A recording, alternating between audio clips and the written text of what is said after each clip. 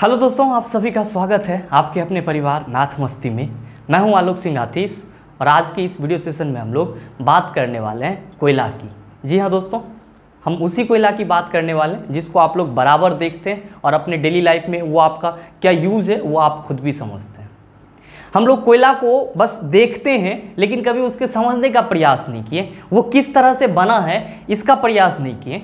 और दोस्तों इन्हीं सारे टॉपिक पे आपके एग्ज़ाम में क्वेश्चन भी पूछे जाते हैं, क्योंकि आपके एग्ज़ाम का जो सिलेबस है वो उसमें लिखा हुआ रहता है जनरल साइंस, और ये सारी चीज़ें जनरल साइंस के अंतर्गत आती है।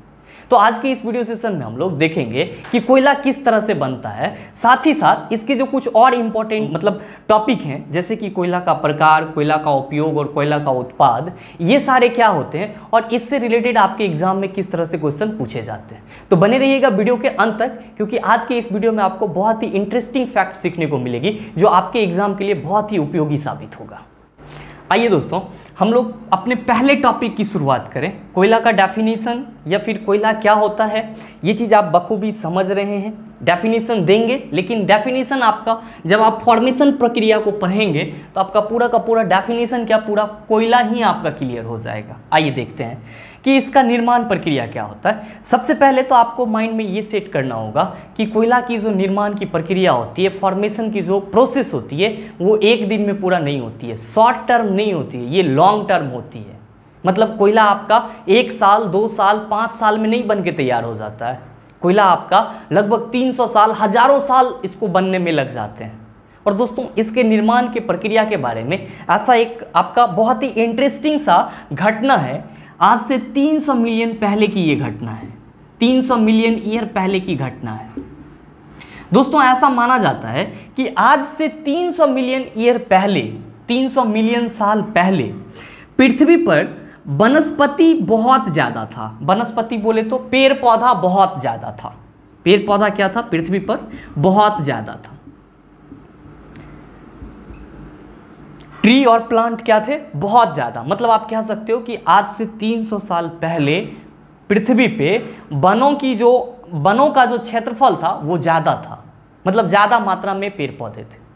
दोस्तों उस वक्त प्राकृतिक आपदा, भूकंप, बाढ़ या ज्वालामुखी का फटना, इन सब चीज़ों से प्रभावित होकर के उस वक्त के जो पेड़ पौधा थे वो क्या हो गए, मृत हो गए। क्या हो गए, मृत हो गए, डेथ हो गए। दोस्तों इसके मृत होने के बाद इसके ऊपर में ऐसा माना जाता है कि इतने लंबे समय तक मिट्टी ऊपर में चढ़ते गया, लेयर बाय लेयर मिट्टी इस पेड़ पौधे के ऊपर में चढ़ते चला गया, एक परत बनाते चला गया।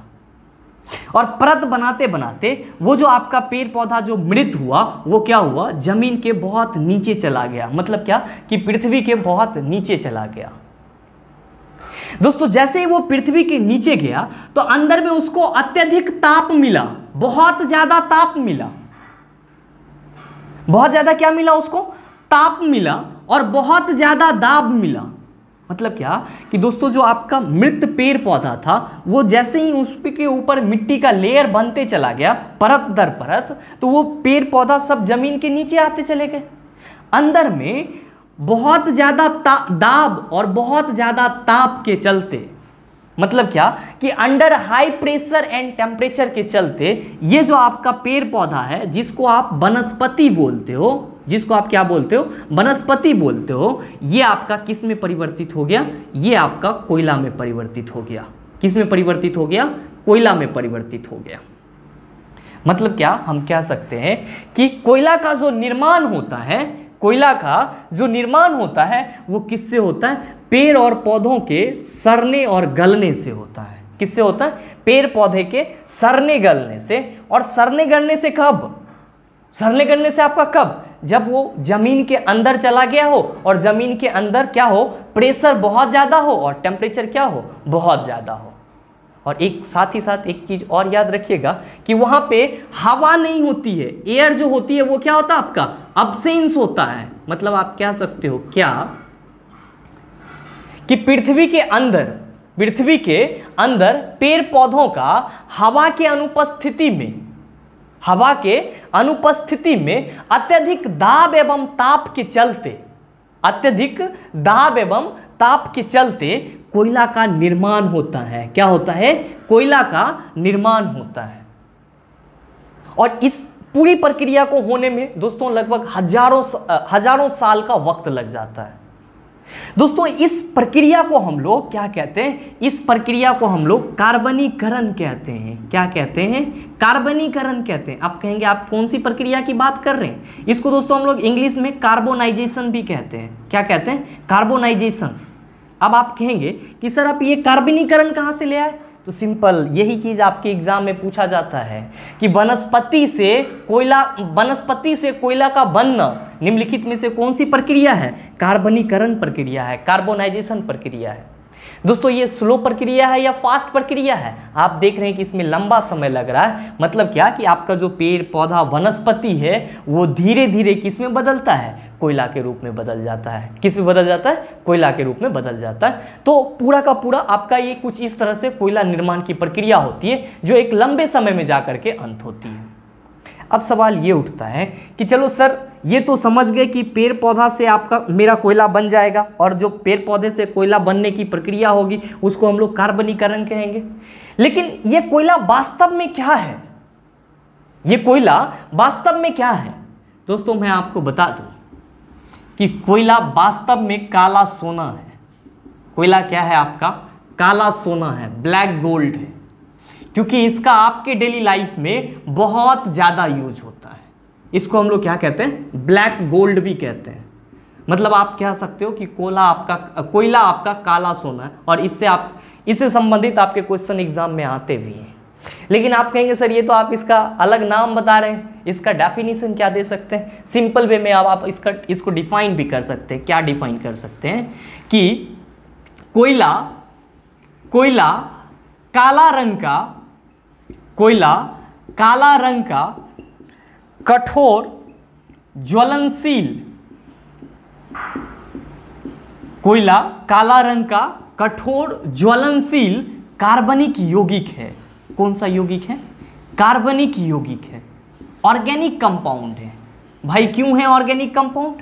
क्योंकि आपको पता है कि इस पृथ्वी पे जितने भी ऑर्गेनिज्म हैं उन सब में कार्बन की परसेंटेज होती है, और आपका जो पेड़ पौधा है उसके सड़ने गलने से अंदर हाई प्रेशर एंड टेम्परेचर जमीन के अंदर जाने से कोयला का निर्माण होता है। इसलिए हमने बोला कि कोयला आपका क्या है?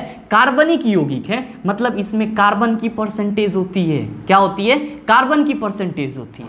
दोस्तों आप इस तरह से कोयला को डिफाइन कर सकते हैं। अब आपके मन में सवाल आएगा कि सर ये तो डेफिनेशन की बात हो गई, इसके निर्माण प्रक्रिया को भी हमने समझ लिया, लेकिन सबसे इंपॉर्टेंट सवाल ये आता है कि सर कोयला को हमको तोड़ना क्यों होता है? कोयला को हमको हथौड़ी से तोड़ना क्यों होता है? उसको टुकड़ा टुकड़ा क्यों करना होता है? दोस्तों आपको मैं बता दूं कि जनरली जो कोयला आपको मिलता है ये कोयला के खदान से निकलता है। कहां से निकलता है? कोयला खदान से निकलता है, जिसको हम लोग कोल माइन बोलते हैं। जिसको हम लोग क्या बोलते हैं? कोल माइन बोलते हैं। अब ये जो कोल माइन में आपको मिलता है ये वहां पे आपको सेडिमेंट्री रॉक के रूप में मिलता है, चट्टान के रूप में मिलता है। किसके रूप में मिलता है? सेडिमेंट्री रॉक के रूप में, चट्टान के रूप में मिलता है। दोस्तों ये सेडिमेंट्री रॉक क्या होता है? आपको मालूम होना चाहिए कि चट्टान 3 तरह के होते हैं। कौन कौन से चट्टान होते हैं? तो पहला को हम लोग क्या बोलते हैं? आइग्नस रॉक, आग्नेय चट्टान। दूसरा को हम लोग बोलते हैं सेडिमेंट्री रॉक्स, तलछट्टी चट्टान। और तीसरा आपका होता है मेटामॉर्फिक रॉक्स, जिसको हम लोग क्या बोलते हैं? कायांतरित चट्टान बोलते हैं। आपका जो कोयला खदान से निकलता है वो चट्टान के रूप में निकलता है, और किस चट्टान के रूप में निकलता है? तो आप कह सकते हो सेडिमेंट्री रॉक्स तलछट्टी चट्टान के रूप में निकलता है। कैसे निकलता है? तलछट्टी चट्टान के रूप में, परत दर परत, लेयर वाला चट्टान के रूप में ये निकलता है। और इसकी एक सबसे इंपॉर्टेंट बात, इसको हम लोग क्या कहते हैं कि ये काला सोना के नाम से जाना जाता है। अब आपके मन में सवाल आएगा कि सर इसके कुछ, ये चूंकि आपके फिजिकल ज्योग्राफी में रिसोर्सेज को भी ये टॉपिक टच करता है, तो इस पे आपका एक और क्वेश्चन पूछा जाता है। वो क्वेश्चन ये, एक मिनट, आपके मन में एक और सवाल आ सकता है। वो सवाल क्या आ सकता है कि सर कोयला को समझ लिए कि ये खदान से निकाला जाता है, इसकी बनने की प्रक्रिया एक लंबे समय तक होती है। तो मैं बात कर रहा था कि सर फिजिकल ज्योग्राफी में भी इससे संबंधित कुछ पूछे जाते हैं। तो जैसे आपसे पूछा जाता है कि इंडिया में कोयला खदान कहाँ कहाँ है। इंडिया में मैं बात कर रहा हूँ, भारत में कोयला की खदान कहाँ कहाँ है, किस किस स्टेट में है। तो आप याद रखेंगे कि झारखंड, कहाँ पे आपका? झारखंड, छत्तीसगढ़, मध्य प्रदेश जिसको आप एमपी भी बोल लो, मध्य प्रदेश, पश्चिम बंगाल, उड़ीसा या ओडिशा कह लो, या फिर आप तेलंगाना और फिर महाराष्ट्र। दोस्तों इन सारे जिलों में इन सारे राज्यों में कोयले के खदान अवेलेबल है। इन सारे राज्यों में आपका कोयला मिलता है और ऐसा माना जाता है कि आपके देश में कुल कोयला के उपयोग का लगभग में 90% तक उत्पादन जो है ये सारे स्टेट कर देते हैं मिलकर।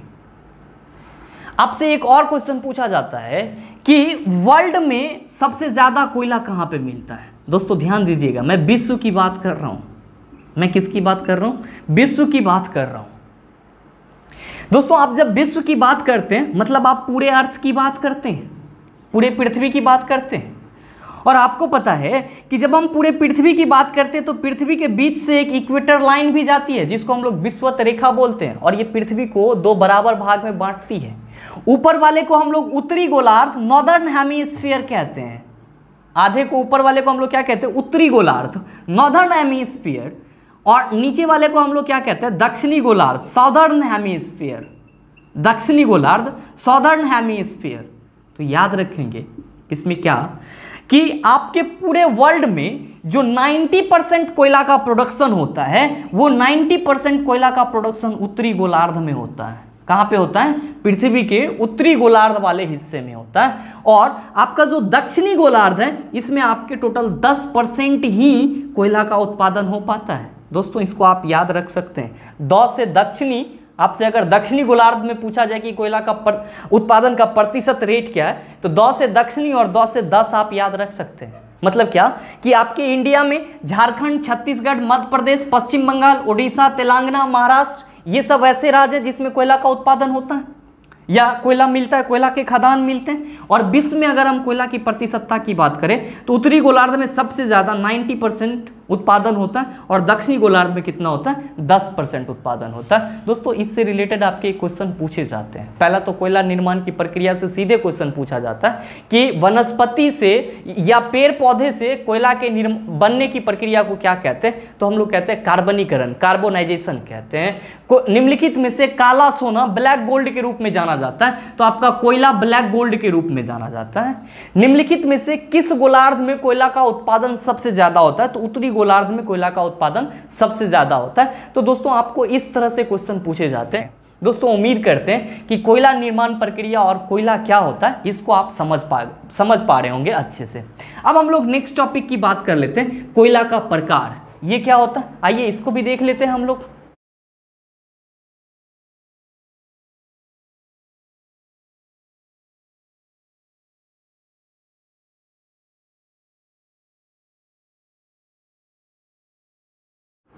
दोस्तों जब हम लोग कोयला के प्रकार की बात करते हैं, टाइप्स ऑफ कोल की बात करते हैं, कोयला के प्रकार की,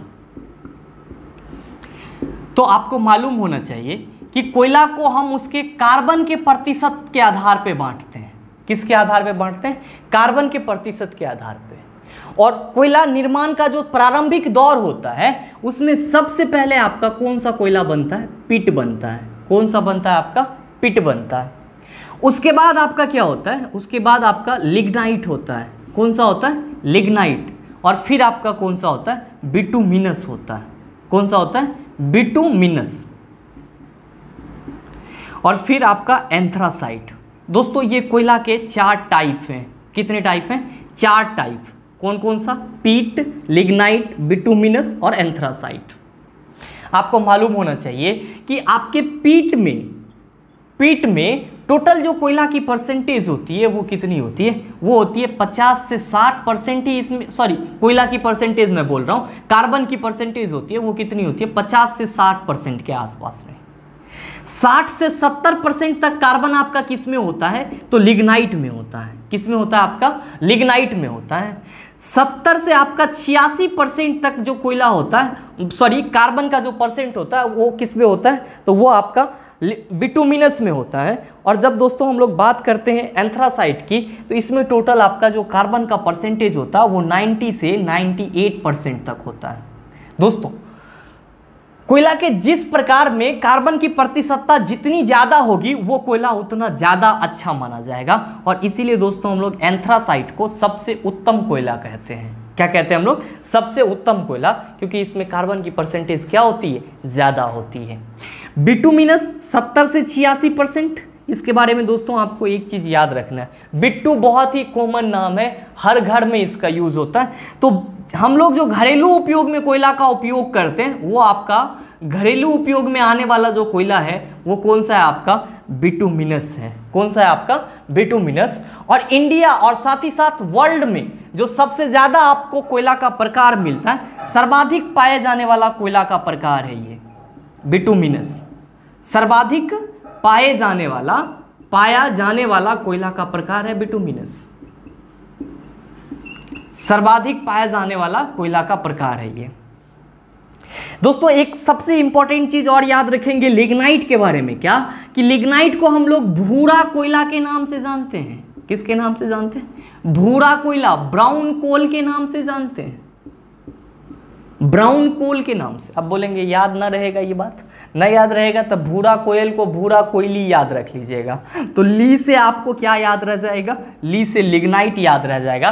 तो आप कह सकते हैं क्या कि जो आपका लिग्नाइट है उसको हम लोग क्या बोलते हैं? उसको हम लोग भूरा कोयला बोलते हैं, ब्राउन कोल बोलते हैं। और घरेलू उपयोग में जो हम लोग कोयला का यूज करते हैं वो कौन सा होता है? बिटुमिनस होता है। सर्वाधिक पूरे विश्व में और पूरे भारत में सर्वाधिक पाए जाने वाला जो कोयला होता है वो कौन सा होता है? बिटुमिनस होता है। ये बहुत ज्यादा खदान से निकलते हैं। और आपका कार्बन की प्रतिशतता के आधार पे सबसे जो हम कहते हैं घटिया कोयला, वो घटिया कोयला आपका कौन सा होता है? पीट होता है, जिसमें कार्बन की परसेंटेज कितनी होती है? 50 से 60% होती है। कितनी होती है दोस्तों इसके? 50 से 60%। और दोस्तों याद रखेंगे इसको हम लोग निम्न कोटि का भी कोयला कहते हैं, निम्न कोटि का कोयला।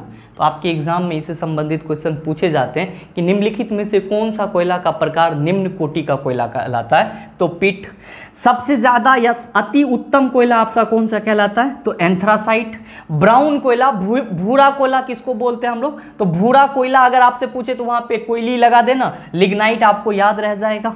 और सर्वाधिक पाया जाने वाला कोयला कौन सा है? भारत हो या फिर आपका वर्ल्ड की बात करें तो बिटुमिनस। घरेलू उपयोग में आने वाला कोयला आपका कौन सा है? आपका बिटुमिनस है। ये चीज आपका कॉमन सा है, इससे आपके एग्जाम में क्वेश्चन पूछे जाते हैं। अब हम लोग बात कर लेते हैं कि कोयला का उपयोग क्या होता है। आइए दोस्तों, जब आप कोयला के उपयोग की बात करते हैं, किसके उपयोग की बात करते हैं?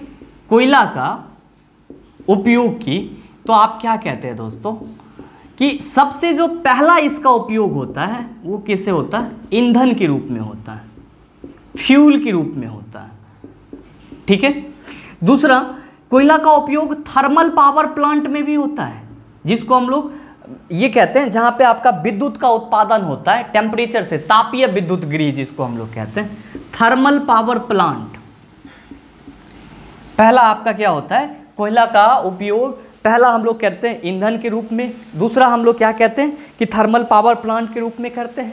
तीसरा हम लोग क्या कहते हैं कि कोल गैस बनाने में, कोल गैस बनाने में भी किसका उपयोग होता है? कोयला का उपयोग होता है। और चौथा हम लोग कहते हैं कि कोई ऑर्गेनिक केमिकल बनाना हो तो हम लोग किसका उपयोग करते हैं? कोयला का उपयोग करते हैं। ऑर्गेनिक केमिकल का मतलब हुआ कार्बनिक रसायन बनाना हो तब हम लोग किसका उपयोग करते हैं? कोयला का उपयोग करते हैं। दोस्तों आप इस तरह से देख सकते हैं कि ये कोयला का क्या है? आपका उपयोग है। आप चाहें तो स्क्रीनशॉट ले सकते हैं।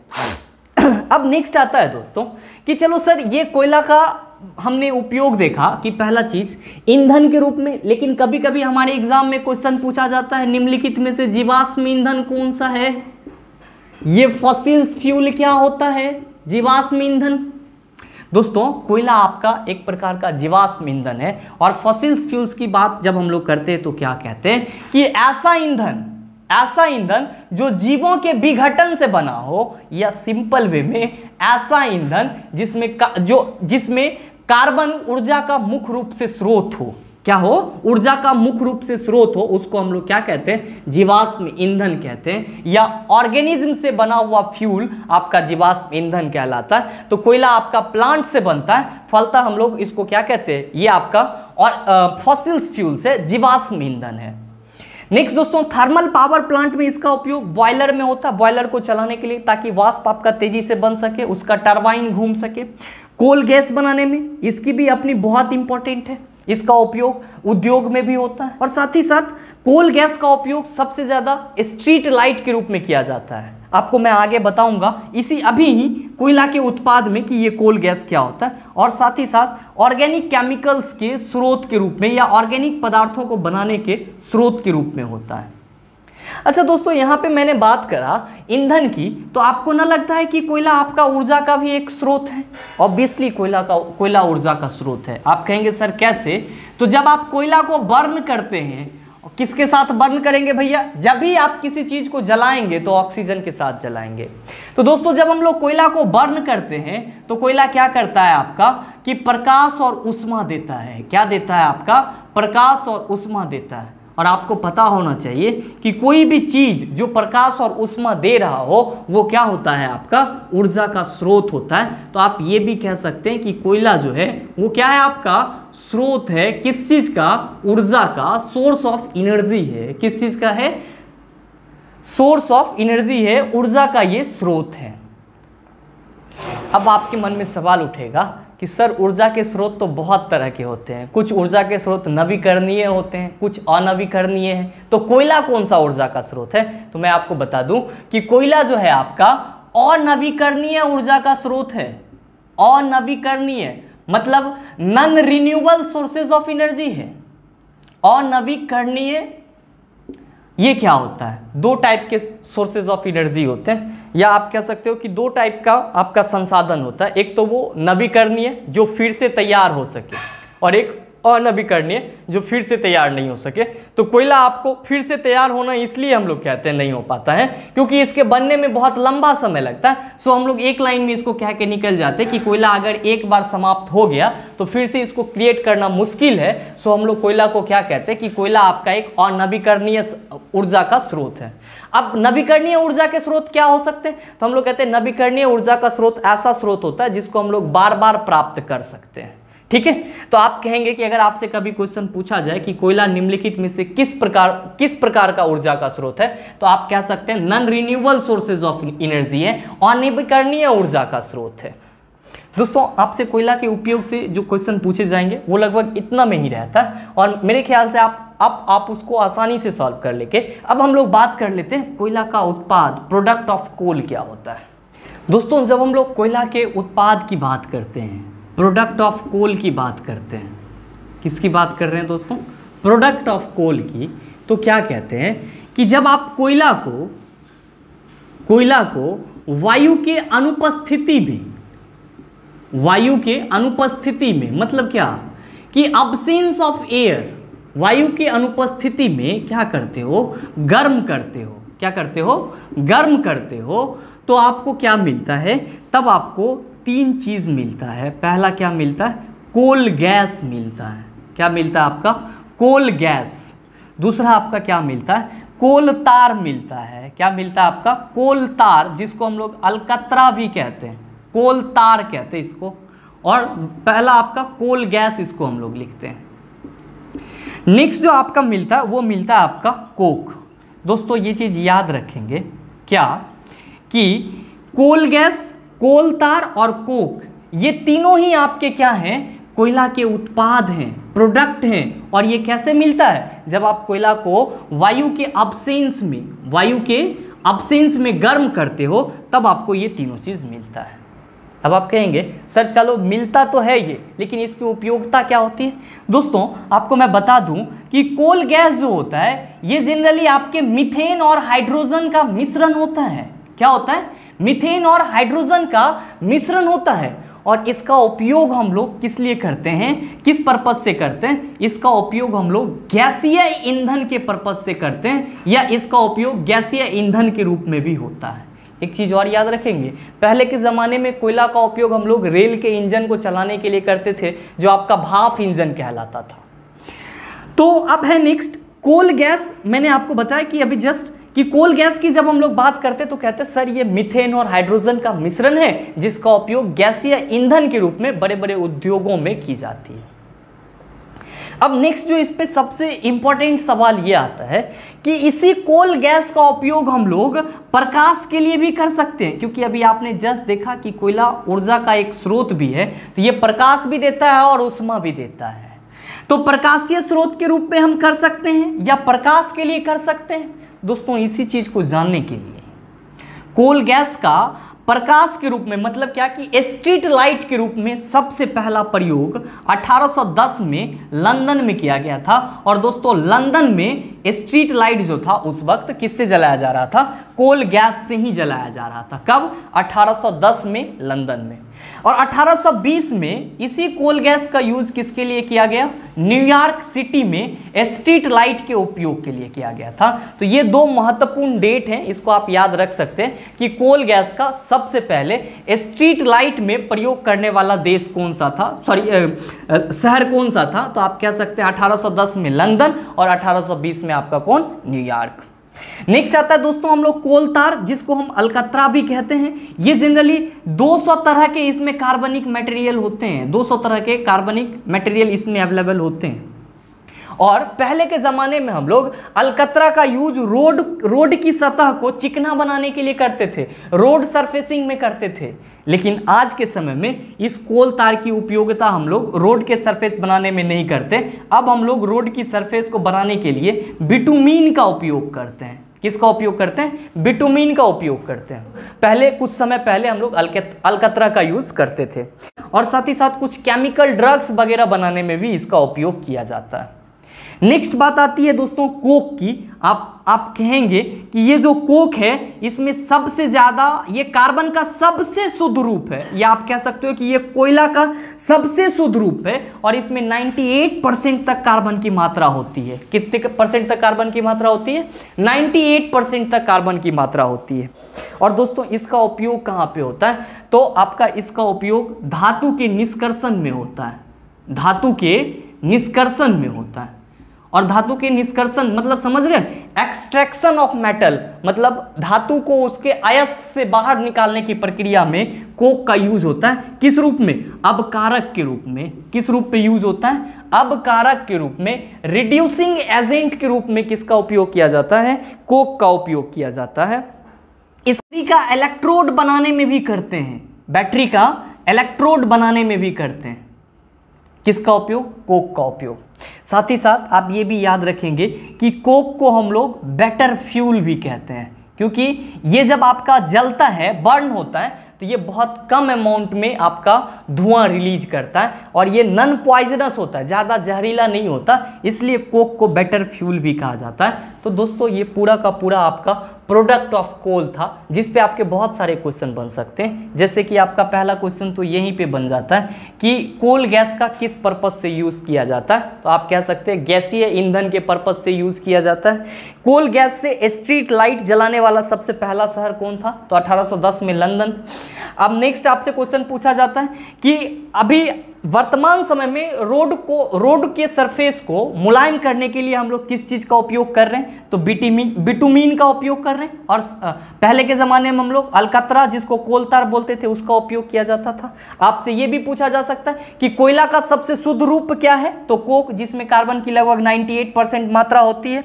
कोयला के किस उत्पाद का धातु के निष्कर्षण में अपकारक के रूप में यूज किया जाता है? रिड्यूसिंग एजेंट के रूप में यूज किया जाता है, तो कोक का। बैटरी का इलेक्ट्रोड बनाने के लिए निम्नलिखित में से कार्बन के किस उत्पाद का उपयोग किया जाता है? तो कोक का। सबसे बेटर फ्यूल माना जाता है कोक का। उम्मीद करते दोस्तों यहाँ तक की सारी चीज़ें आप समझ पाए होंगे।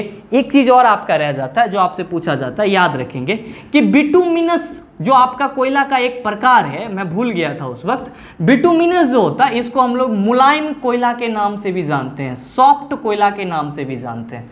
और आपने देखा था कि ये सर्वाधिक पाए जाने वाला भी कोयला होता है और घरेलू उपयोग में भी यूज होने वाला ये कोयला होता है। ये कोयला का एक ऐसा किस्म है जो हर जगह पे बहुत ज्यादा मात्रा में पाया जाता है, चाहे आप इंडिया की बात करो या फिर वर्ल्ड की बात करो। साथ ही साथ ये कैसा होता है, मुलायम भी होता है, सॉफ्ट भी होता है, इस चीज को याद रखेंगे। एक प्रश्न और आपका कभी फंसा सकता है, आपसे ये पूछ दे, आपने अभी देखा कि कोयला ऊर्जा का स्रोत है, लेकिन आपसे ये पूछ दिया जाए क्वेश्चन में कि कोयला के ऊर्जा का स्रोत क्या है, तो कोयला के ऊर्जा का वास्तविक स्रोत सूरज है, सन है। आप कहेंगे क्यों? क्योंकि आपको पता है कि कोयला किससे बना है, पेड़ पौधा से, और पेड़ पौधा जीवित कैसे रहता है, तो प्रकाश संश्लेषण की प्रक्रिया से। तो जब तक प्रकाश संश्लेषण की प्रक्रिया नहीं होगी पेड़ पौधा नहीं होगा, और पेड़ पौधा नहीं होगा तो कोयला नहीं होगा। सो आप कह सकते हैं कि कोयला के वास्तविक ऊर्जा का जो ये है, कोयला का जो वास्तविक ऊर्जा का स्रोत है वो क्या है, आपका सूरज है। तो उम्मीद करते हैं अगर आप ये सारी चीजें अच्छे से कवर कर लेते हैं तो इससे संबंधित आप कोई भी क्वेश्चन को आसानी से बना सकते हैं। दोस्तों अगर आपको वीडियो अच्छा लगा होगा तो वीडियो को लाइक कीजिएगा, शेयर कीजिएगा, और अगर आप नए हैं चैनल पे, चैनल को सब्सक्राइब करके बेल आइकन दबा लीजिएगा ताकि इस तरह के एग्जाम रेलेवेंट वीडियो सबसे पहले आपके पास पहुंचे और आप उसका भरपूर फायदा उठा पाए। मिलते हैं हम लोग फिर अगले वीडियो सेशन में, तब तक के लिए best of luck, thank you.